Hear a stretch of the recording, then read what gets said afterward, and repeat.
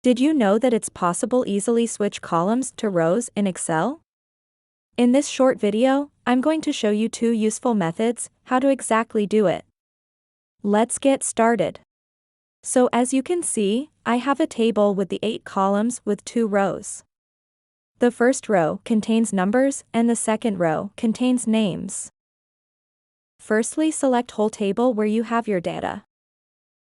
Then press the right button on your mouse and select Copy option. Alternatively, you can press Ctrl+C on your keyboard. Then click on the cell where you want to paste the table. Then click right button on your mouse and in Paste options choose Transpose. As you can see, all columns has switched to rows. So this is the first method. If you want to try the second method, it is based on the transpose function. Again, click on the cell where you want to paste the table. Write = and then transpose function. Also, you need to add open bracket. Then select both rows where you have your data. And add a close bracket. And you can see that it works.